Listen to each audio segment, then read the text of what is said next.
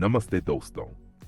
यह कहानी पाकिस्तान में जन्मी एक लड़की की है जिसकी गर्दन टूटी हुई थी। 22 वर्ष की उम्र तक उसे 7 बार ठुकराया जा चुका था। लेकिन जरा सोचिए, अगर मैं आपसे कहूं कि वही लड़की आगे चलकर 1,50,000 करोड़ रुपए की संपत्ति का प्रबंधन करेगी और चुपचाप भारत की वित्तीय दुनिया का भविष्य फिर से लिखेगी। उसकी कहानी किसी पाठ्यपुस्तक में नहीं है। वो छुपी हुई है सालाना रिपोर्ट्स में, छिपी हुई है ETF लॉन्च के पीछे और दफन है उस उद्योग के नीचे जिसने कभी उसे गंभीरता से नहीं लिया। ये राधिका गुप्ता की सच्चाई है और वो निषिद्ध साम्राज्य जिसे वो सबकी नजरों के सामने खड़ा कर रही है। वो टॉर्टिकोलिस नाम की एक स्थिति के साथ पैदा हुई थी। उसकी गर्दन एक चिकित्सकीय गलती की वजह से हमेशा के लिए एक तरफ झुकी रह गई। उसे चिढ़ाया गया, ताने मारे गए, बेरहमी से परेशान किया गया, लेकिन उसका दिमाग अडिग था। एक भारतीय राजनीतिक पिता की बेटी उसकी जिंदगी महाद्वीपों के आर पार चलती रही। पाकिस्तान, नाइजीरिया, इटली और संयुक्त राज्य अमेरिका। वो 5 भाषाएं बोलती थी और इतनी जगहों पर रही थी जितनी जगहों पर ज्यादातर लोग पूरी जिंदगी में नहीं जा पाते। 22 साल की उम्र में वार्टन और पेन यूनिवर्सिटी से कंप्यूटर साइंस की पढ़ाई पूरी करने के बाद उसे 7 कंपनियों ने ठुकरा दिया। वर्ष 2009 में राधिका ने भारत का पहला घरेलू हेज फंड फोरफ्रंट कैपिटल की स्थापना की। 25 साल की उम्र में वो सिर्फ फाइनेंस की बॉयज क्लब को चुनौती नहीं दे रही थी, वो नियमों को ही दोबारा लिख रही थी। फोरफ्रंट बना भारत का पहला सेबी कैटेगरी 3 AIF और फिर 2014 में एक वित्तीय दिग्गज की नजर इस पर पड़ी। एडलवाइस ने फोरफ्रंट का अधिग्रहण कर लिया। लेकिन उन्होंने सिर्फ एक कंपनी नहीं खरीदी, उन्होंने एक भविष्य की CEO को खरीदा। 2017 सिर्फ 33 साल की उम्र में राधिका गुप्ता बनी एडलवाइस म्यूचुअल फंड की मैनेजिंग डायरेक्टर और CEO। उस समय भारत के म्यूचुअल फंड उद्योग की एकमात्र महिला CEO और आज भी वही हैं। साल 2017 में जहां एसेट अंडर मैनेजमेंट था सिर्फ 6600 करोड़ रुपए, वहीं 2025 में यह बढ़कर हुआ 1,50,000 करोड़ रुपए। 23 गुना छलांग। शांत, निरंतर, अजेय। फिर भी वो सुर्खियों के पीछे नहीं भाग रही थी, वो एक दृष्टि का पीछा कर रही थी। 2019 उसने लॉन्च किया भारत बॉन्ड ETF, भारत का पहला corporate bond exchange traded fund, कम लागत, सरकार समर्थित और अपने समय से बहुत आगे। 2025 तक एडलवाइस का डेब्ट पैसिव फंड्स में बाजार हिस्सेदारी 50%। ये इनोवेशन का शोर नहीं करता, ये उसे फुसफुसाता है। US tech FOF, greater China equity, ASEAN exposure. उसने भारत में सिर्फ पैसिव इन्वेस्टिंग नहीं लाई, उसने पूरी दुनिया को ला दिया। लेकिन इस CEO के पीछे एक मां भी है।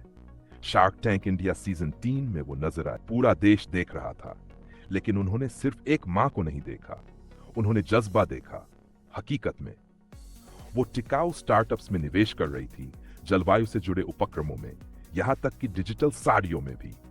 लेकिन पर्दे के पीछे उन्होंने कुछ और भी बड़ा किया। उन्होंने शो के स्टाफ को SIP शुरू करने के लिए मना लिया। क्रू, एडिटर्स, लाइटिंग वाले लड़के। ये सिर्फ निवेश नहीं था, यह था असर। वो इसे कहती है दाल चावल निवेश, सरल, रोजाना, भारतीय, ना कोई छटपट अमीरी, ना कोई क्रिप्टो का शोर, सिर्फ अनुशासन। उनकी सोच, सुनो सबकी, पोर्टफोलियो अपनी। 80% स्थिरता में, 20% जिज्ञासा में। वो लालच से आगाह करती हैं। जब 2100 करोड़ रुपए का ट्रेडिंग घोटाला सुर्खियों में आया, उन्होंने कहा दौलत का कोई शॉर्टकट नहीं होता, सिर्फ आदतें हो। उसने ना मुंबई की दौड़ लगाई, ना गुरुग्राम की। वो दौड़ी रायपुर, सिलीगुड़ी, वारंगल। वर्ष 2025 तक एडेलवाइस 98 लाख ग्राहकों को सेवा दे रहा है। 18,804 पिन कोड्स में, सिर्फ 33 भौतिक शाखाओं से।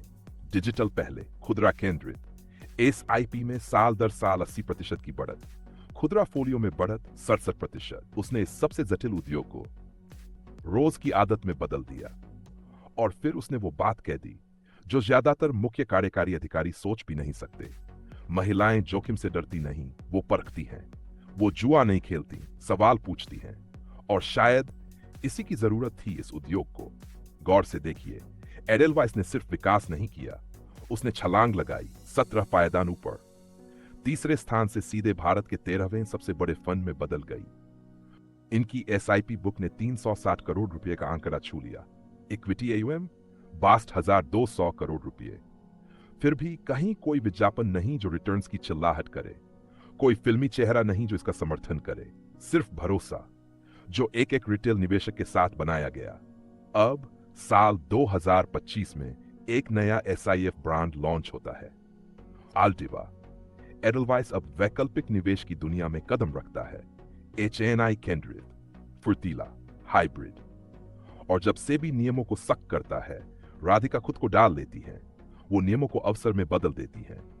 यहां तक कि जेनरेटिव एआई भी उनके रोड मैप में है। वे Gen AI initiative of the year 2024 का खिताब जीत चुके हैं। वो पहला एआई सक्षम म्यूचुअल फंड साम्राज्य बना रही हैं, बिना कुछ कर। याद है वो लड़की जिसकी गर्दन थोड़ी टेढ़ी थी? कभी वह सॉफ्टवेयर कोड करती थी, फिर किताबें लिखी और फिर चुपचाप 1,50,000 करोड़ रुपए का साम्राज्य खड़ा कर दिया। लेकिन आज भी आप उसे किसी मैगजीन के कवर पर नहीं देखते। क्यों? क्योंकि वह तालियों के लिए नहीं बना रही, वह एक पीढ़ी के लिए बना रही है।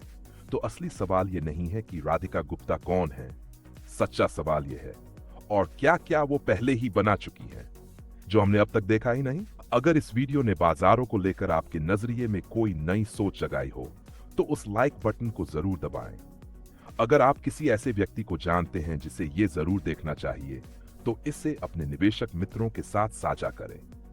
और अगर आप कभी भी वो अहम जानकारियां मिस नहीं करना चाहते जो आपके पोर्टफोलियो को दिशा दे सकती हैं, तो अभी सब्सक्राइब करें और घंटी का बटन भी ऑन कर दें। देखने के लिए धन्यवाद।